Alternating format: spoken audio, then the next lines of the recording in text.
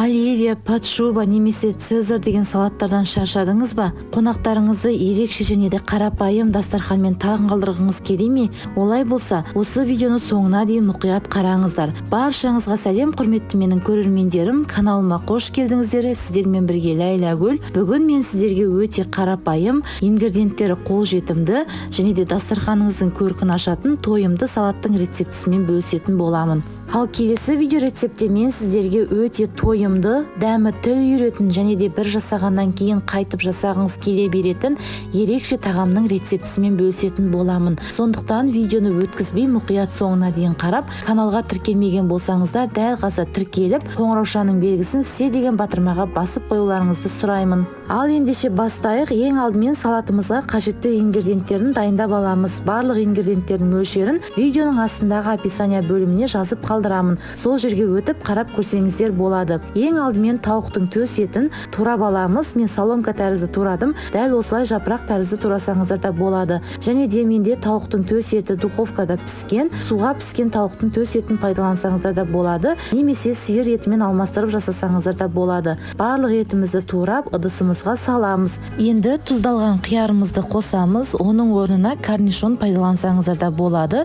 Мен осылай қиғашынан кесіп, соломка ретінде турап алдым. Барлық өнімдерімізді соломка тәрізді турап аламыз. Тұздалған қиярды қосу міндетті достар, себебі біздің салатымызға ерекше дәм беріп тұратын осы тұздалған қиярымыз. Барлығын турап ыдысымызға салып, келесі балғын қиярымызды тураймыз. Дәл солай қиғаштап кесіп, соломка тәрізді тураймыз. Барлық қиярымызды турап алдық. Енді салатымызға қосамыз. Енді келесі өнім жұмыртқамызды соломка тәрізді турап аламыз. Ағын сарысынан ажыратпаймыз. Барлығын бірге осылай соломка тәрізді тураймыз. Бұл салат өте тойымды салаттардың қатарына жатады, себебі құрамында піскен жұмыртқа және де піскен ет, картоп қосамыз, сондықтан бұл тойымды салаттардың қатарына жатады. Мінекей біз барлық жұмыртқамызды турап салатымызға қостық. Енді келесі картопымызды дәл солай соломка тәрізді турап, оны да салатымызға қосамыз. Достар, егер де сіздер әлі де менің каналыма тіркелмеген болсаңыздар, осы қазақша контентті каналдың өсуіне, дамуына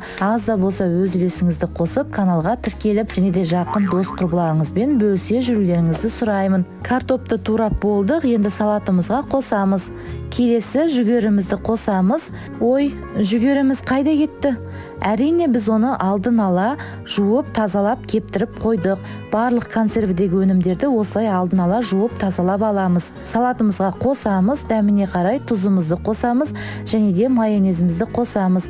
Менде осындай домашний майонез видео рецептісі менің каналымда бар. Төменге сілтемесін қалдырып өтемін. Сол жерге өтіп қарап көрсеңіздер болады. Өте дәмді домашний майонез дайын болады. Міндетті түрде сіздер де дәл солай дайындап көріңіздер.